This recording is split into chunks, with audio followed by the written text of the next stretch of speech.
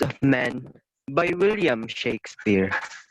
All the world a stage, and all the men and women merely players. They have their exits and entrances, and one man in his time plays many parts, his acts being seven ages. At first, the infant, mewling and puking in the nurse's arms, and then the whining schoolboy, with his satchel and shining morning face, creeping like a snail unwillingly to school. And then the lover, sighing like a furnace with a woeful ballad made to his mistress' eyebrow. Then a soldier, full of strange oaths and bearded like the pard, jealous in honor, sudden and quick in quarrel, seeking the bubble reputation, even in the cannon's mouth. And then the justice, in fair brown belly, with good capon line, with eyes severed and bird of formal cut, full of wise saw and modern instances. And so he plays his part. The sixth age shift into the lean and slippered pantaloon, with spectacles on nose and pouch on side. His youthful host will save a world too wide. For his shrunk shank and his big manly voice, turning again to wild, childish dribble pipes and whistle in his sounds. Last scene of all, and whistle last scene of all, that ends this strange, eventful history, is second childishness and merged oblivion. Sans teeth, sans eyes, sans taste, sans everything. Yeah, Thank you, thank Mad. you, Thank you, sir. Mad. We have Hero. Is Hero willing to speak next to Mad?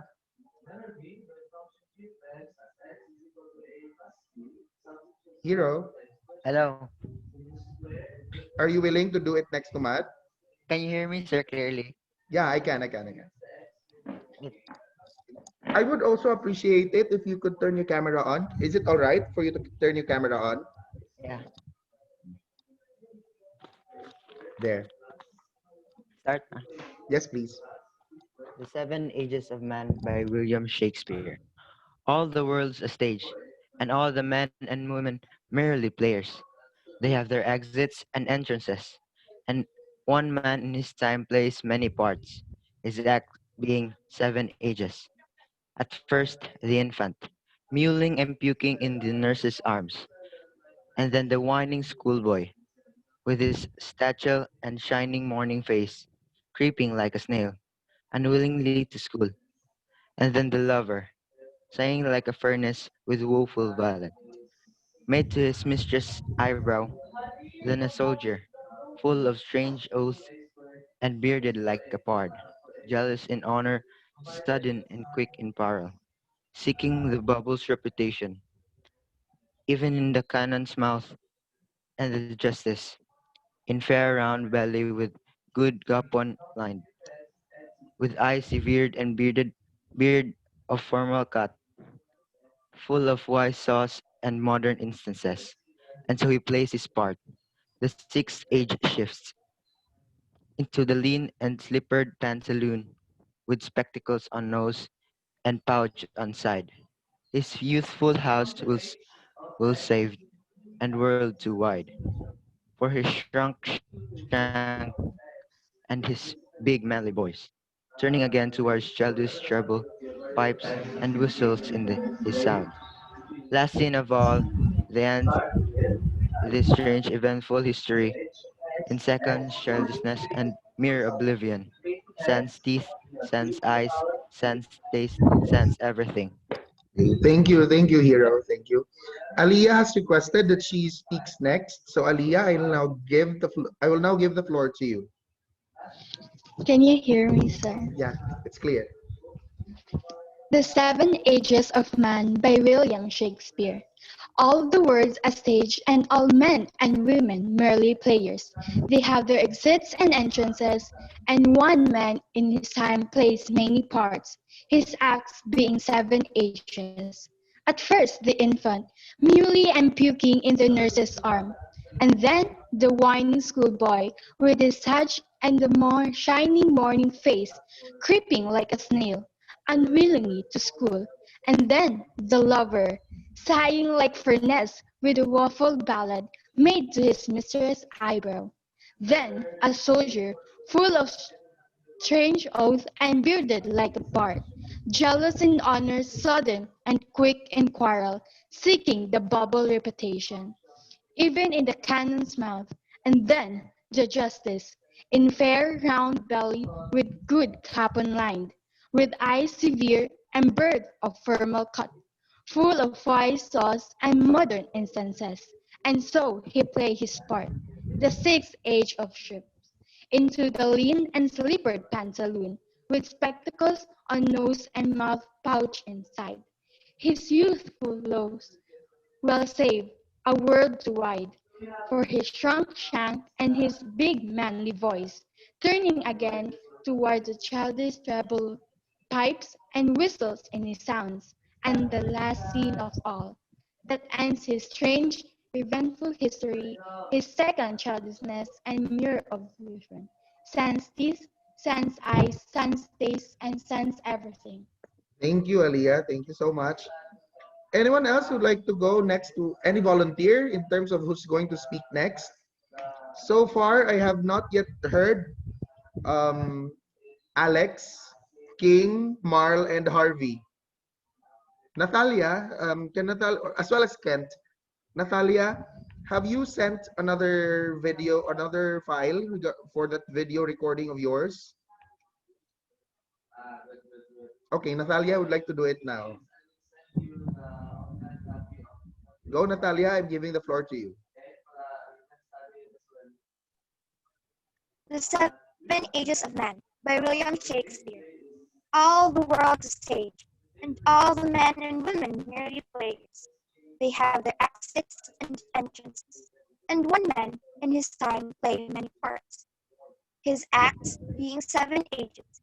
At first, the infant, mewling and puking in the nurse's arms, and then the whining schoolboy, with his satchel and shining morning face, creeping like a snail, unwillingly to school, and then the lover, sighing like furnace, with a woeful ballad made to his mistress' eyebrow, then a soldier, full of strange oaths, and bearded like a pard, jealous in honor, sudden and quick in quarrel, seeking the bubble reputation, even in the cannon's mouth, and then the justice, in fair round belly and with good capon line, full of wise sauce, with eye severe and beard of formal cut, full of wise sauce and modern instances. And so he plays his part. The sixth age shifts, and into the lean and slippered pantaloon, with spectacles on nose and pouch on side.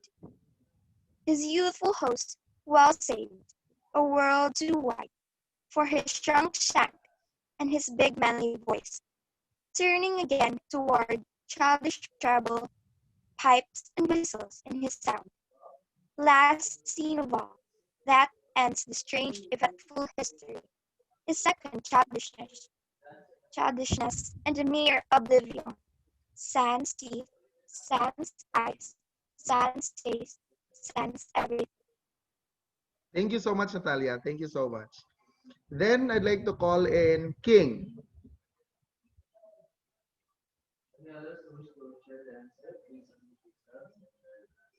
King?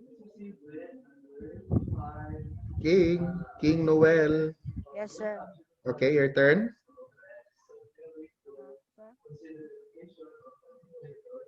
Sorry, King. I can't hear you, King. Hello, sir. Hello. Again, King, please make it louder. Hello. Hello, sir. Hello. There. I'll turn on my camera, sir. Please, if it's all right, if it can be done, please turn it on so that I can really see you in terms Yes, of sir. how you are reading the poem for us. Yeah. Go. Start. The Seven Ages of Man by William Shakespeare. All the world's a stage, and all the men and women merely players. They have their exits and entrances, and one man in his time plays many parts, his acts being the seven ages. At first, the infant, mewling and puking at the nurse's arms, and then the whining schoolboy, with his satchel and shining morning face creeping like a snail, unwillingly to school, and then the lover, sighing like a furnace with a woeful ballad, made to his mistress' eyebrow, then a soldier, full of strange oaths, and bearded like a pard, jealous in honor, sudden and quick in quarrel, seeking the bubble reputation, even in the cannon's mouth, and then the justice, in fair round belly with good capon line, with eyes severe and beard of formal cut, full wise saws and modern instances. And so he plays his part. The sixth age shifts into lean and slippered pantaloon, with spectacles on nose and pouch on side. His youthful host well saved, and world too wide for his shank, and his big manly voice, turning again toward childish treble pipes, and whistles in his sound. Last scene of all, that ends this strange eventful story, in second childishness and mere oblivion, sans teeth, sans eyes, sans taste, sans everything. Thank you, King. Thank you. Now I'd like to give the floor to Marl. Can you hear me, Marl, sir?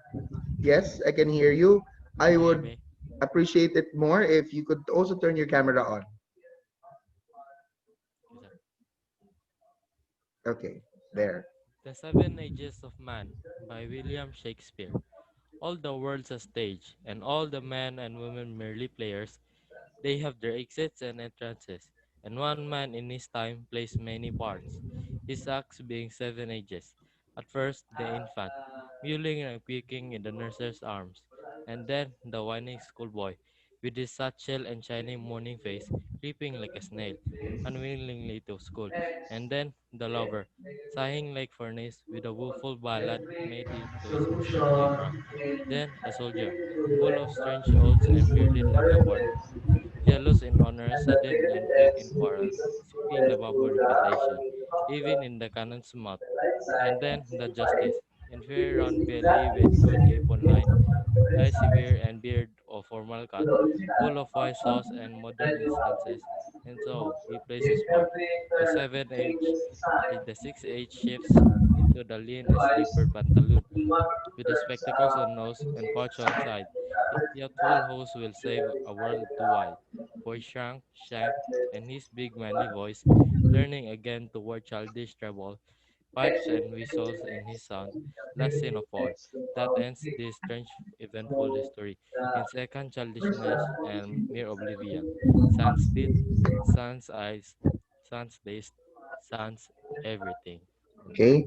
Thank you, Marl. Thank you, Marl. Kim, what do you mean, Kim? Can everybody hear me? Sir. Okay. What do you mean there, Kim?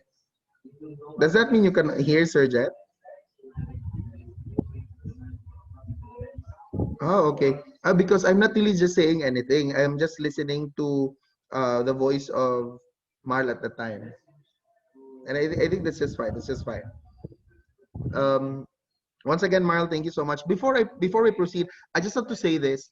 The voice of Marl, yeah, the voice of Marl reminds me of someone who could be a good voiceover of someone of a character in a YouTube video.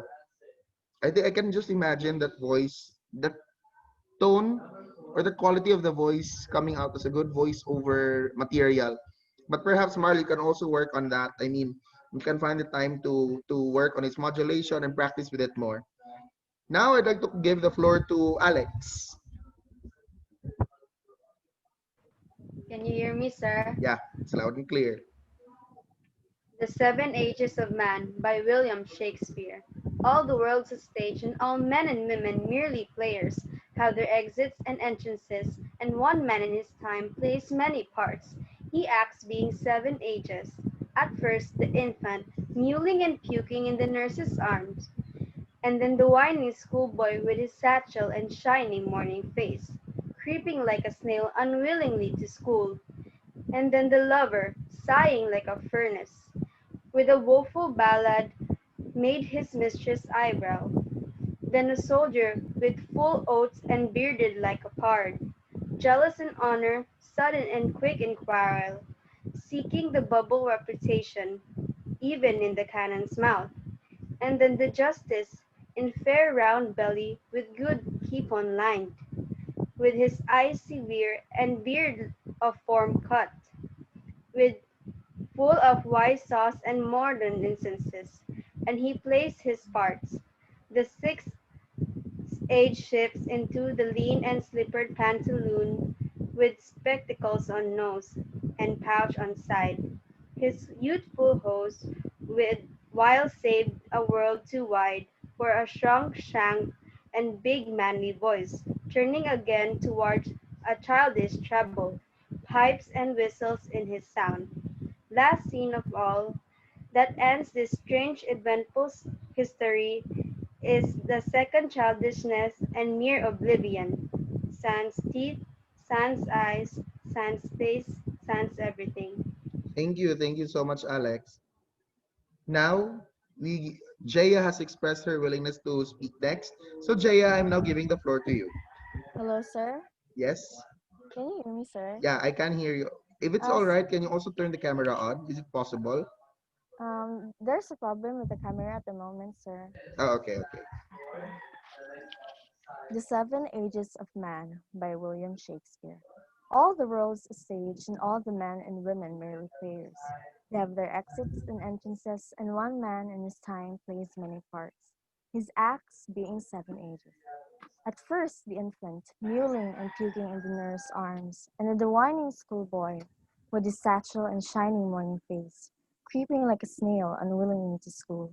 And then the lover, sighing like furnace with a woeful ballad made to his mistress' eyebrow. Then a soldier full of strange oaths and bearded like a pard, jealous in honor, sudden and quick in quarrel, seeking the bubble reputation, even in the cannon's mouth. And then the justice in fair round belly with good capon lined, with eyes severe and beard of formal cut, full of wise sauce and modern instances. And so he plays his part. The sixth age shifts into the lean and slippered pantaloon, with spectacles on nose and pouch on side. His useful hose, well saved, a world too wide for his shrunk shank, and his big manly voice, turning again to our childish treble, pipes and whistles in the sound. Last scene of all, that ends the strange eventful history. A second childishness and mere oblivion, sans teeth, sans eyes, sans taste, sans everything. Thank you, Jaya. Let's go with Harvey. Hello, hello. Sir, Yeah, can you hear me, sir? yeah, I can. Oh, Can you try turning your camera on? I cannot, sir. Okay, please start. The Seven Ages of Man by William Shakespeare. All the world's a stage, and all men and women merely players. They have their exits and entrances, and one man in his time plays many parts, his acts being seven ages. At first, the infant, mewling and puking in the nurse's arms, and then the whining schoolboy, with his satchel and shining morning face, creeping like a snail, unwillingly to school, and then the lover, sighing like furnace, with a woeful ballad made to his mistress' eyebrow. Then a soldier, full of strange oaths and bearded like pard, jealous in honor, sudden and quick in quarrel, seeking the bubble reputation, even in the cannon's mouth, and then the the justice, in fair round belly, with good capon lined, with eyes severe and beard of formal cut, full of wise saws and modern instances. And so he plays his part. The sixth age shifts into the lean and slippered pantaloon, with spectacles on nose and pouch on side, his youthful hose well saved, a world too wide for his shrunk shank and his big manly voice, turning again towards childish treble, pipes and whistles in his sound. Last scene of all, the end, the strange, eventful history is the second childish and mere oblivion. Sans teeth, sans eyes, sans taste, sans everything. Thank you so much, Harvey. From the ones who are part of this Zoom call, of this morning's Zoom call, the only one who hasn't delivered the poem yet is Kent. Kent, can you read the poem for us today? Hello, Kent. I was waiting for you to. Kent was one of the students who was told to send. One of the students who were told to send through Edmodo a recording of their poetry reading. However, I did not receive any file yesterday and or the other day. So I was hoping that you'd do the recitation now. Wait, Kent just disappeared. He left. So with Kent leaving the Zoom call, I don't know what happened. He's probably preparing for the debate that he'll have with Ken. We will now proceed with the poems of your choice. Take note, you have already done your part for the 7 Ages of Man, the one that I have chosen for you to deliver. What's next would be the reading of the poem of your own choice. What's going to happen after this would be another poem which you will read, but that will come from me. The title of the poem will come from me. Now, for the student's own choice of a poem, who would like to start it off? Who would like to volunteer? I'd like to remind you that since you have been given the chance to choose the poem that you'll read for us today, I'm kind of setting a different bar here because again, the poem is now at your choice. Well, Kent really said that he'll be the third person to speak. So, Kent, that still begs the question: who will be the first and second persons to deliver do the reading? Any volunteer? If no volunteer is going to speak up, then I'll call people. I'll be calling you based on the arrangement of faces that I could see in my Zoom frame. Which means that I'm going to start with Harl.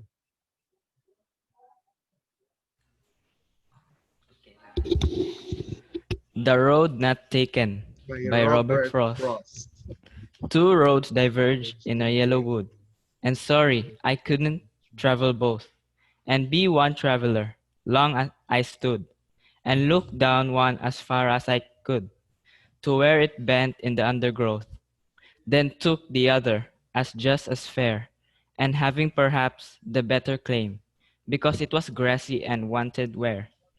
Though as for that, the passing there had wore them really about the same. I shall be telling this with a sigh. Somewhere, ages and ages hence, two roads diverged in a wood, and I took the one less traveled by, and that has made all the difference. Thank you. I'm quite familiar with the poem that you have read. That's one of the many poems that have also given me a lot of inspiration in the field of poetry. Next, I'll call Jade. By the way, Harl, when you started reading it, quite a number of your classmates reacted. I don't know why, but perhaps they also found, probably they found the same selection to read. But Jade, now I give the floor to you. Wait, before you proceed, Jade, sorry, Jade. Kenneth, what do you mean that you'll perform the bells? Please don't. Please don't perform the bells. And you'll do the hear the mellow wedding bells, golden bells. Please no. Jade, your turn. By the way, next to Jade, we have a volunteer. Next to Jade is Ken. Okay. Jade, your turn. Is it clear, sir? Yeah, that's good. Invictus by William Ernest Henley. Out of the night that covers me, black as the pit from pole to pole, I thank whatever gods may be for my unconquered soul. In the fell clutch of circumstance, I have not winced nor cried aloud. Under the bludgeonings of chance, my head is bloody, but unbound. Beyond this place of wrath and tears looms but the horror of the shade, and yet the menace of the years finds and shall find me unafraid. It matters not how straight the gate, how charged with punishment the scroll. I am the master of my faith. I am the captain of my soul. Thank you so much, Jade. I can't remember the last time that I've read or even heard someone recite Invictus. Thank you so much for reading that to the class and for letting me hear it again. I don't know if you've noticed it, but for that moment that Jade mentioned Invictus, I felt the need to close my eyes because that poem evokes a lot. I don't know with you, for those who really were able to have studied the poem, that poem evokes a lot of images. I could just all that I can do was continue imagining the persona, the feelings of the persona, the wishes, the desires of the persona. That's why I'm so thankful that you've read it to us this morning. Ken, we give the floor to you.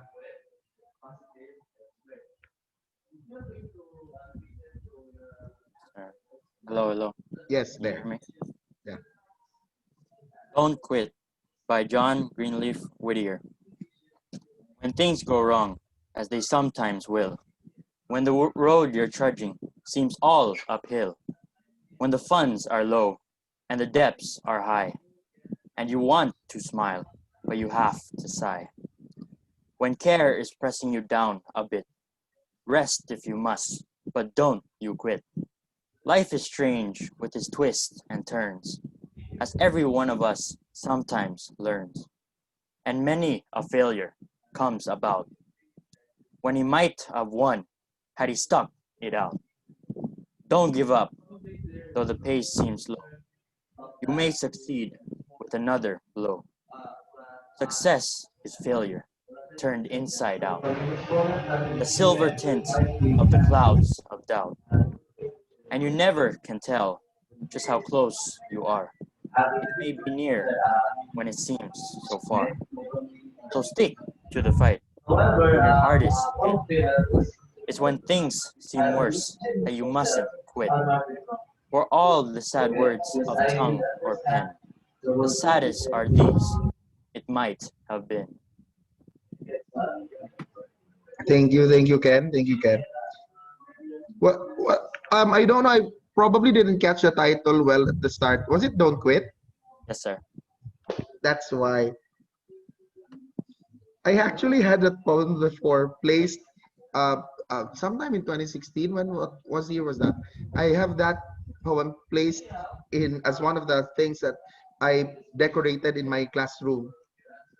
That's why it sounded so familiar. Yes, Shai, it really is a familiar word. Next to there's another volunteer. We have Kim. In terms of who's volunteering, I'm just basing it on whose names have appeared in the chat box. So if your name appears next, then you're the one who's going to be called for the purpose of being a volunteer. So Kim, we now give the floor to you. Hello, sir. Voice check. Is it good? You are audible. Go. If by Rudyard Kipling.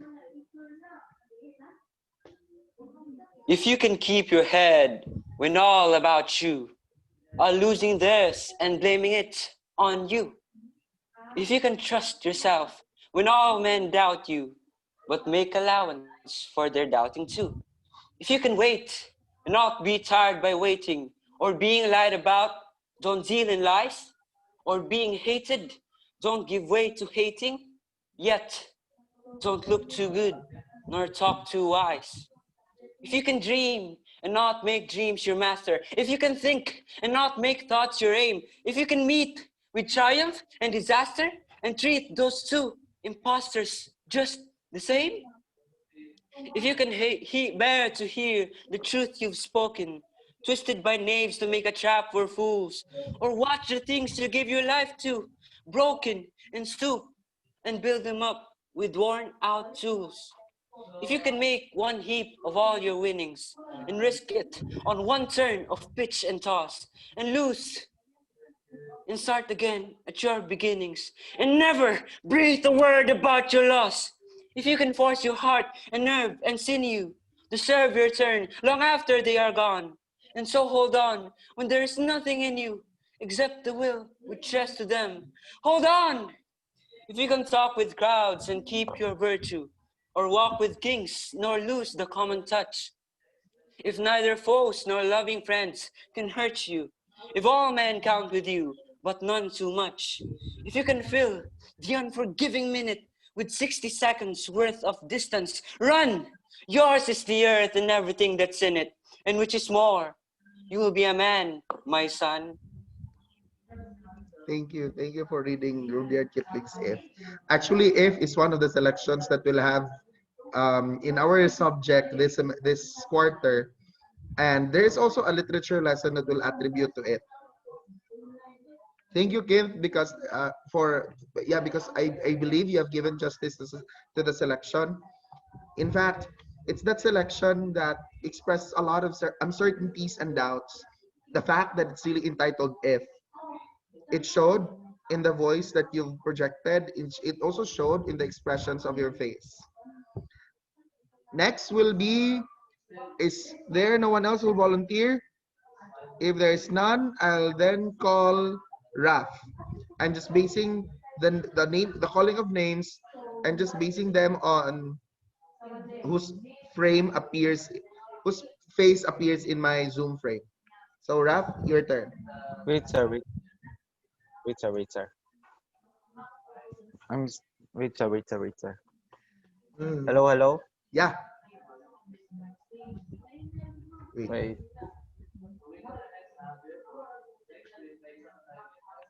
Wait. Hello, Raf. Hello, sir. There. Yes. Okay. Yeah. Road Not Taken by Robert Frost. Two roads diverge in a yellow wood, and sorry I could not travel both. And be one traveler, long I stood, and looked down one as far as it could, to where it bent in the undergrowth, then took the other just as fair, and having perhaps the better claim, because it was grassy and wanted wear. Though, as for that passing there, had warned them really about to say. And both that morning equally lay in leaves, no step had trod in black. Oh, I kept the first for another day. Yet knowing how way leads on the way, I doubted if I should ever come back. I shall be telling you this with a sigh. Somewhere ages hence, two roads diverge in a yellow wood, and I took the one last traveled by, and that made all the difference. Okay. Thank you, Raf. Thank you. I don't know that perhaps there were a few parts in your delivery where you kind of did the na na na na na na na na na. It sounded like that. I was afraid that it just might really be too loud, but it did not really loudly come out. Next would be Al.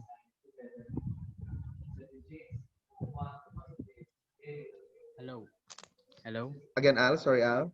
Hello. There. The Road Not Taken by Robert Frost. Two roads diverge in a yellow wood. And sorry, I could not travel both and be one traveler. Long I stood and looked down one as far as I could, to where it bent in the undergrowth. Then took the other as just as fair, and having perhaps the better claim, because it was grassy and wanted wear.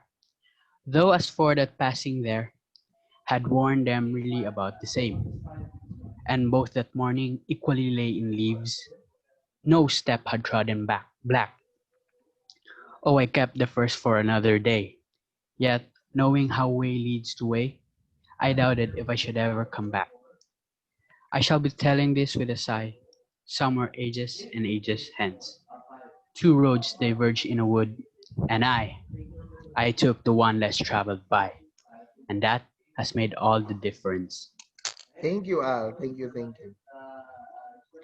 So far, three people have recited this poem of Robert Frost. You should have just told me so that I'll give that to all of you. Next would be Alex. Please, Alex, I hope it's not the road not taken. Stopping by the Woods on a Snowy Evening by Still by Robert Robert Frost. Sorry. Whose woods these are, I think I know. His house is in the village, though.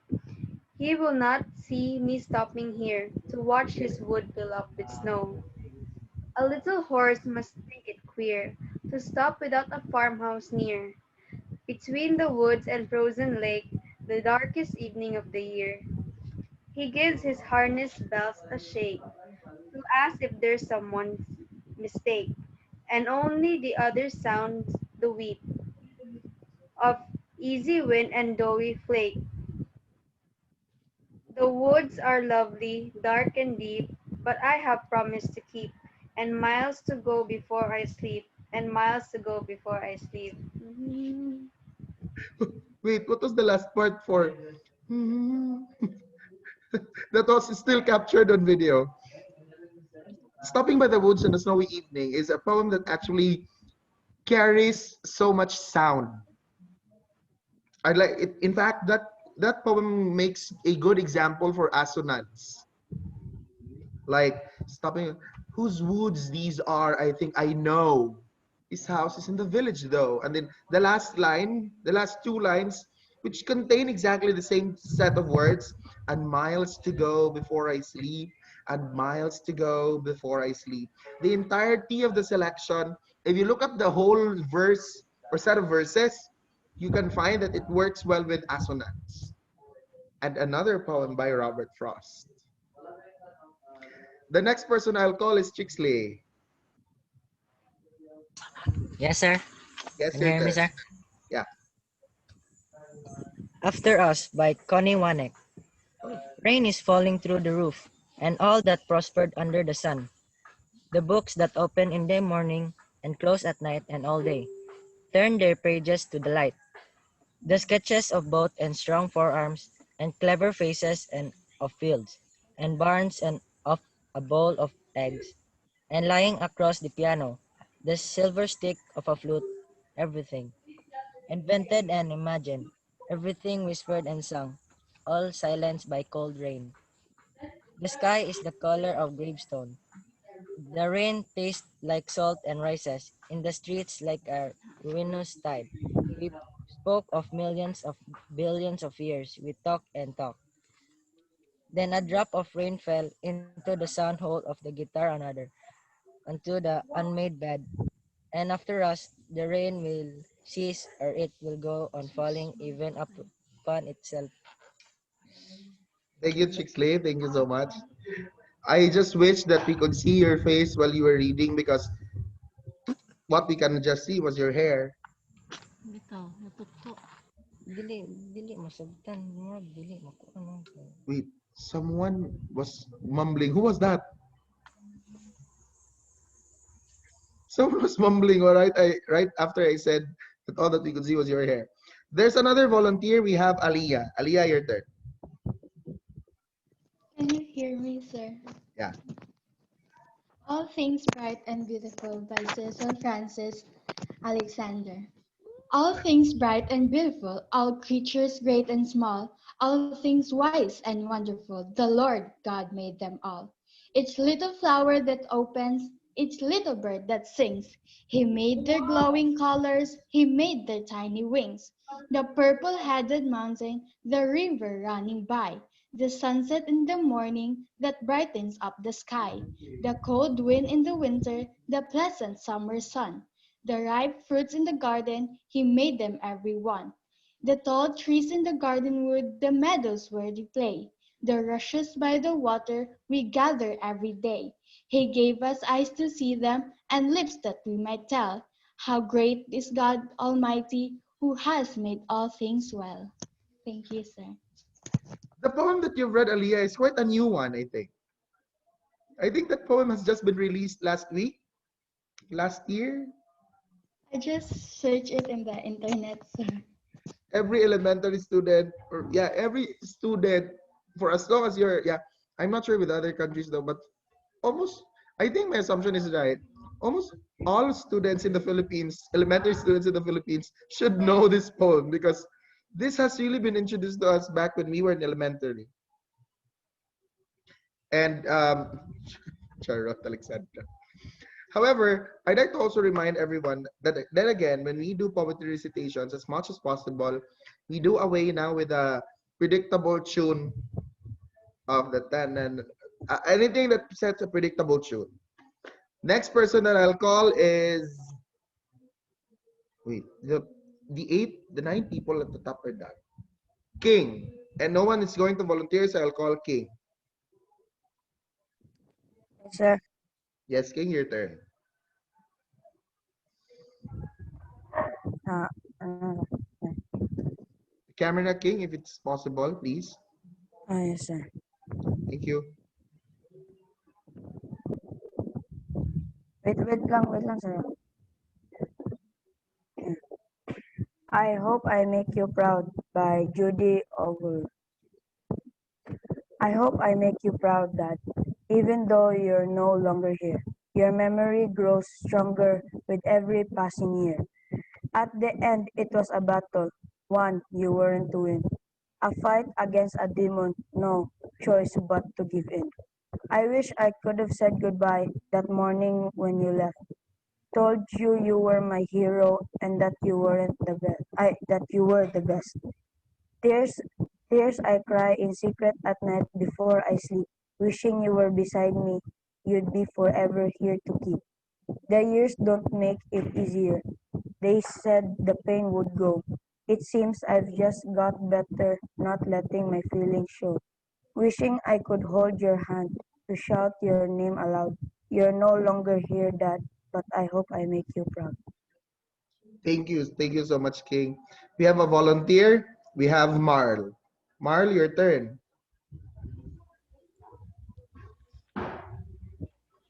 Voice check, sir. Can you hear me, sir? Again, sir, sorry. Can you hear me, sir? Okay, there. I Am by John Clear. I am yet what I am none cares or knows. My friends forsake me like a memory lost. I am the self-consumer of my woes. They rise and vanish in oblivious hosts. Like shadows in love's frenzied stifled throes. And yet I am, and live like vaporous toast. Into the nothingness of scorn and noise, into the living sea of waking dreams, where there is neither sense of life or joys, but the vast shipwreck of my life's esteems. Even the dearest that I love the best are strange, nay, rather stranger than the rest. I love for scenes where man hath never trod, a place where woman never smiled or wept, there to abide with my Creator, God, and sleep as a child, as in I in childhood sweetly slept, untroubling and untroubled where I lie, the grass below, above the vaulted sky. Thank you, Marl. Thank you so much. Next volunteer is Mad. Mad, your turn.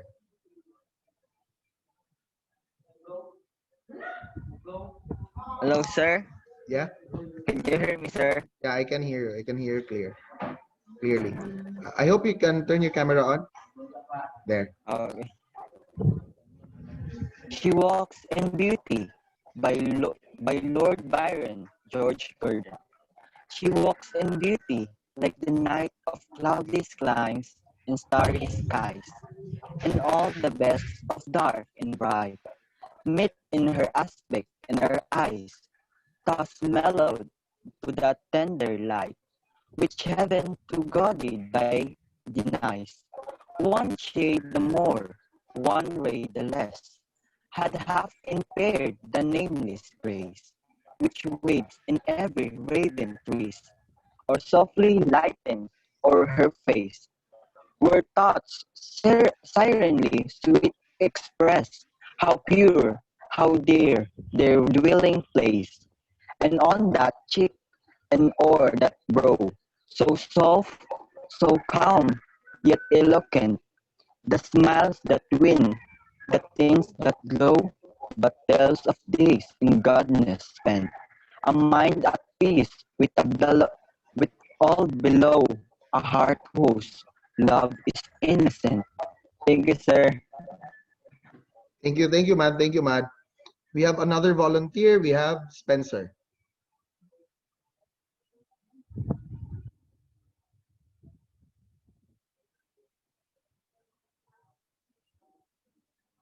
Now, Spencer is telling us to wait. Spencer, you expressed your willingness to volunteer. What? Stopping by the Woods on a Snowy Evening by Robert Frost. Whose woods they are I think I know, his house in the village though. He will not see me stopping here to watch his woods fill up with snow. My little horse must think queer to stop without a farmhouse near, between the woods and the frozen lake, the darkest evening of the year. He gives his harness bells a shake to ask if there is some mistake. The only other sounds, the sweep of easy wind and down he flake. The woods are lovely, dark and deep, but I have promises to keep, and miles to go before I sleep, and miles to go before I sleep. Thank you. Thank you, Spencer. Next C is Hero. That's what Hero said. Me next C. Hello. Yeah. The Rose Family by Robert Frost. The rose is a rose and was always a rose. But the theory goes the apple's a rose and the pear is, and so the palm, I suppose. The deer only knows what will next prove us a rose. You, of course, a rose, but we're always a rose. Thank you, Hero. Next, any volunteer? We will still have time. Because if there's none, I'll call someone. Okay, Harvey has expressed his willingness to volunteer. Harvey, your turn. Hello. Hello, yes. White Buttons by Mary Ruffle.